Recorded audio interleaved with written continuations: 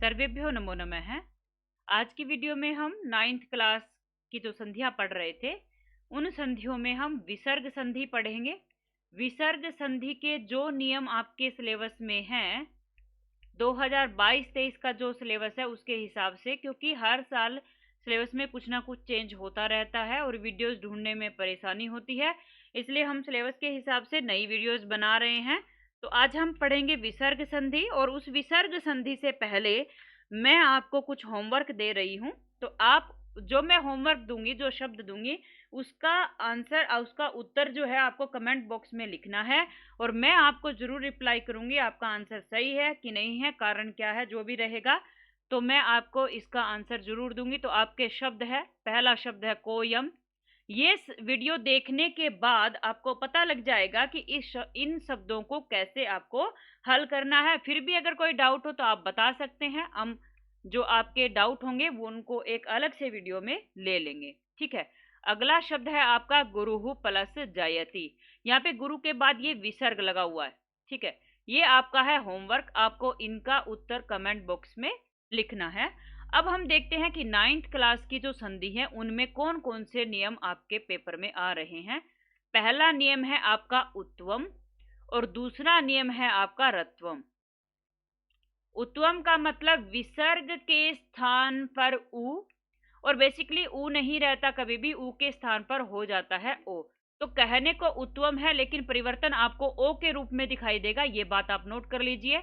दूसरा है विसर्ग के स्थान पर रे कहाँ कहाँ होता है। ठीक है, ये नियम आपको देखने हैं। तो अभी हम पढ़ना शुरू करते हैं, इन नियमों को समझेंगे, इन नियमों को देखेंगे।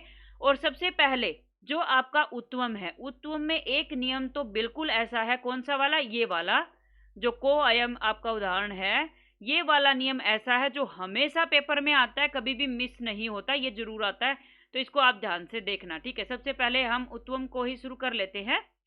तो उत्वम में हम दो नियम पढ़ेंगे जहां पे उत्वम होगा। ठीक है, मैं यहाँ पे हेडिंग डाल देती हूँ, उत्वम। ठीक है, पहला नियम हम देखेंगे क्या, पहले होगा ए, फिर होगा विसर्ग और फिर दोबारा से होगा ए। यह आपका पहला नियम है। किस तरीके से, क्या कहना चाहती हूं मैं यहाँ पे बॉक्स बना करके लिख रही हूं। यहाँ पे कहने का मतलब क्या है कि यहाँ पे जो शब्द होगा, प्रथम पद या शब्द, मैं यहाँ पे शब्द लिख देती हूँ, आपको समझने में आसानी होगी। प्रथम शब्द जो होगा उसमें होगा आखिर में ए। प्रथम शब्द के अंत में क्या होगा, प्रथम शब्द के अंत में होगा ए, और उस ए के बाद होगा विसर्ग, यानी कि ये जो पहला शब्द होगा ना, इसके आखिर में आपको विसर्ग लगा मिलेगा। ठीक है, ए के बाद, और फिर दोबारा से आपको जो दूसरा शब्द होगा, प्रथम शब्द के प्लस में जो आपका दूसरा शब्द होगा, उस दूसरे शब्द का जो पहला अक्षर होगा, वो भी क्या होगा, वो भी ए होगा। मैं यहाँ पे ये कहना चाहती हूँ। ठीक है, किस तरीके से, अभी मैं उदाहरण से आपको समझाती हूँ। मैं यहाँ पे उदाहरण लिख देती हूँ, बाल है प्लस अयम। मैं यहाँ पे क्या समझाना चाहती हूँ उसको देखना एक बार आप। मैं ये समझाना चाहती हूँ, आप देखिए, ये जो बाल है में ल है अंतिम, प्रथम शब्द का अंत में ए, प्रथम शब्द के अंत में ए कैसे, ये आप देखिए, ल में अंत में है ए, ल पूरा है ना, इसका मतलब उसमें ए है, अगर कोई और मात्रा दिखाई नहीं दे रही। और ए के बाद आपको दिख रहा है यहाँ पे विसर्ग है, तो ए प्लस विसर्ग हो गया। और जो दूसरा शब्द है उसके शुरू में क्या है, ए। क्या आपका यही नियम यहाँ पे लागू हो रहा है ना, जो मैंने यहाँ पे नियम लिखा वही नियम यहाँ पे लागू हो रहा है। अब इसमें आपको करना क्या है, यहाँ पे करना है उत्तम। उत्तम से आप ये सीधा सीधा समझ सकते हो कि आपको ओ करना है, क्योंकि गुण हो जाता है। ठीक है, ऊ को ओ हो जाता है। अब आपको क्या करना है, यहाँ पे जो विसर्ग है ना, विसर्ग है, उसको आप बना दो ओ, और ये जो ए है इसको बना दो अवग्रह चिन्ह। इसका नाम क्या होता है, मैं यहाँ पे लिख रही हूँ, आप नोट कर लेना, अवग्रह चिन्ह। ठीक है, ये एस की तरह लिखा जाता है इंग्लिश में, अवग्रह चिन्ह। ठीक है, अब उदाहरण से समझते हैं कैसे होगा। हमने यहाँ पे लिखा है बाल है प्लस अयम, ये लिखा है ना। अब आप इसको सोल्व करके देखो एक बार। अब ये जो विसर्ग है बालय में, विसर्ग को बना दो ओ, तो विसर्ग को ओ बन गया, तो लै पे ओ की मात्रा लग गई, बालो शब्द बन गया आपका। अब आपको क्या करना है, ये जो प्लस के बाद वाला ए है, यानी कि अयम का जो ए है, उसको आपको बनाना अवग्रह चिन्ह, बना दो अवग्रह चिन्ह, और उसके बाद जो यम बच गया उस यम को यूं का यूं जोड़ दो, तो आपका शब्द क्या बन गया, बालोयम। ये बहुत इंपॉर्टेंट है और पेपर में 100% आता ही है, चाहे तो बालह प्लस अयम लिखा मिलेगा, चाहे बालो अयम। मैं ये नहीं कह रही ये शब्द यूं का यूं आएगा, ये नियम यूं का यूं आएगा, मेरा कहने का मतलब ये नियम आएगा, ठीक है। एक और उदाहरण से समझ लेते हैं तो आपको और अच्छे से समझ में आ जाएगा, और वो उदाहरण मैं संधि करके ले लेती हूँ, आप उसका विच्छेद करेंगे कैसे, ठीक है। मैं यहाँ पे लिख देती हूँ सोवदत, ये शब्द मैंने लिया। अब आपको क्या करना है, कुछ समझ नहीं आ रहा ना, तो ये जो अवग्रह चिन्ह है ना, इसको नोट कर लो, इसी से विच्छेद होगा, यानी कि शब्द यहीं से टूटेगा। और ये क्या होता है, नाम इसका अवग्रह चिन्ह है, लेकिन ये ए होता है और ए की तरह ही बोला जाता है, ठीक है। नाम अवग्रह चिन्ह है, तो आपको क्या करना है, यहीं से तोड़ना है। सबसे पहले इस एस को ही ए बना दो और वदत को लिख दो यूं कहीं, तो आपका एक शब्द तो बन गया ना। और जब यहीं से तोड़ना है मतलब यहाँ पे प्लस लगा दो इसके पहले। अब आपके पास बच गया सो, ठीक है। और जब भी ये आ जाता है अवग्रह चिन्ह और जो यहाँ पे ओ की मात्रा होगी उसको हमेशा विसर्ग होता है, तो आपका विच्छेद हो जाएगा सह प्लस अवदत। मुझे उम्मीद है कि ये नियम आपको समझ में आ गया होगा। चलो एक और नियम है उत्व का, उत्वम का, ओ का, वो नियम और देख लेते हैं हम, ठीक है। अगला नियम क्या है, मैं यहाँ पे लिखूंगी, आप उसको अच्छे से नोट करना, कॉपी में नोट कर सकते हो साथ के साथ में। अगला नियम है कि वही ए प्लस विसर्ग, ये वही नियम हो गया कि जो पहला शब्द होगा ना उसके आखिर में ए होगा, फिर विसर्ग होगा, ठीक है। और उस विसर्ग के बाद क्या आएगा, उस विसर्ग के बाद तीसरा चौथा पांचवा वर्ण या य र ल व या है, ये हों। अगर इन सब में से कोई भी एक आए तो आपका क्या होगा, तो आपका इस विसर्ग को हो जाएगा फिर से ओ, ठीक है। ये नियम है आपका, समझ रहे हैं आप।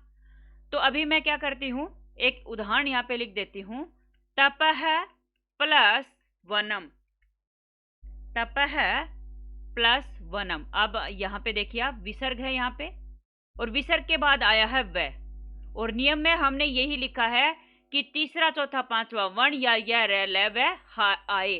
तो ये जो वर्ण है ना तीसरा चौथा पांचवा, ये कैसे होते हैं, ये मैंने व्यंजन संधि वाली जो वीडियो है ना उसमें बहुत अच्छे से समझाया है कि तीसरा चौथा पांचवा का मतलब क्या है, तो आप व्यंजन संधि वाली वीडियो देख सकते हैं।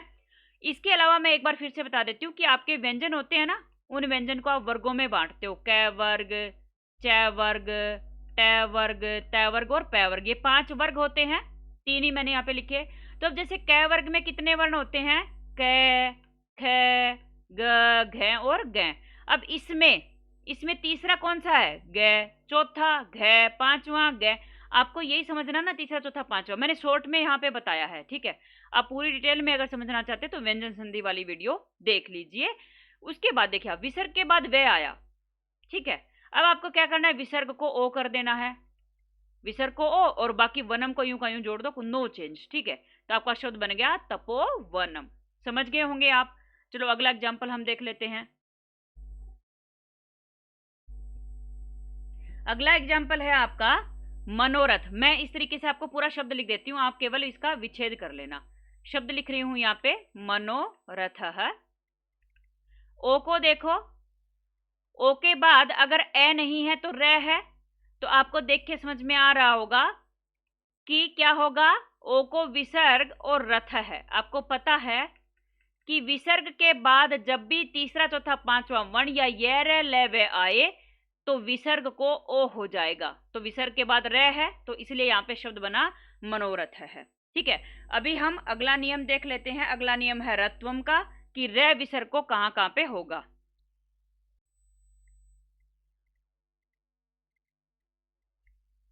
रत्वम में आपको क्या करना है, रत्वम का नियम मैं आपको समझा देती हूं। कि विसर्ग को रे कहाँ कहाँ पे होगा। तो आपको ये देखना है कि ए या आ के अलावा, यानी कि दो शब्द होते हैं ना, प्लस के पहले और प्लस के बाद दो शब्द होते हैं। तो प्लस के पहले जो होगा उसमें ए या आ के अलावा अन्य वर्ण कोई भी हो, ठीक है, ए या आ के अलावा कोई भी वर्ण आ जाए और उसके बाद आए आपका कोई भी स्वर या दूसरा तीसरा पांचवा वर्ण। ये दूसरा तीसरा पांचवा वर्ण मैं समझा चुकी हूं थोड़ा सा। तो अब यहां पे कैसे होगा, ये अगर आता है, ठीक है, तो आपको क्या करना है, विसर्ग को रे करना है। यहां पे इसके बाद विसर्ग आएगा, प्लस में ये सारी चीजें आएंगी, ठीक है। तो आप देखिए एक एग्जांपल मैं यहां पे लिखती हूं, हरि ही प्लस एवदत, हरि ही प्लस एवदत।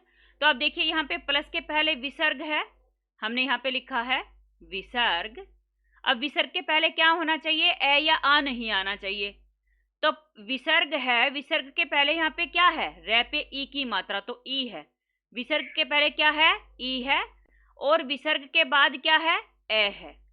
अब इस विसर्ग को आपको रे कर देना है, ठीक है। अब आप क्या करोगे, हरि को यूं का यूं लिखो, विसर्ग को रे कर दो, रे आधा बनेगा, फिर उसके बाद है आपका एवदत, ये बन गया।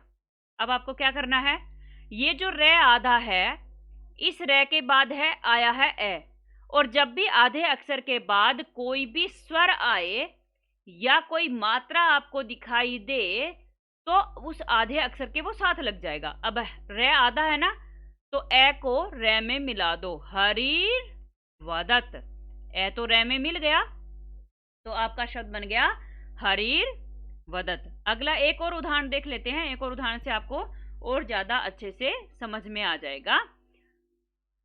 तो आप इसको ध्यान से देखना, मैं संधि किया हुआ शब्द यहां पे लिख रही हूं, आप उसका विच्छेद करना, मुनिरयम, ठीक है। तो रे दिख गया आपको बीच में, रे से आपको तोड़ना। देखो संधि की पहचान क्या होती है, विशेष रूप से विसर्ग संधि की, शब्द के बीच में श मिलेंगे कोई भी, ठीक है। वैसे ये वाला नियम आपके पेपर में नहीं है, या शब्द के बीच में रे मिल जाए, ओ मिले, ओ के साथ अवग्रह चिन्ह मिले, ये सारे पहचान जो होती हैं वो विसर्ग संधि की होती हैं, ठीक है। अब यहाँ पे मुनिरयम है, तो आपको रे से तोड़ना है। रे किसको होता है, विसर्ग को, ठीक है। और विसर्ग को आधा रे होता है ना, तो ये अयम है, क्योंकि विसर्ग जो था, विसर्ग का रे हुआ, उस आधे रे में ए मिल गया, नहीं तो रे पूरा कैसे हुआ, क्योंकि विसर्ग को तो आधा रे ही होता है और रे पे कोई और मात्रा नहीं है, इसका मतलब उसमें ए है। और आगे आपका शब्द है मुनि, तो मुनि को यूं का यूं लिख दो, क्योंकि रे को हो गया विसर्ग, तो आपका विच्छेद क्या बन गया, मुनि ही प्लस अयम। तो इस प्रकार हमने 9th क्लास की जो ये विसर्ग संधि है ये हमने समझ ली है। अगर आपको ये वीडियो पसंद आए तो लाइक शेयर और सब्सक्राइब कीजिए। धन्यवाद।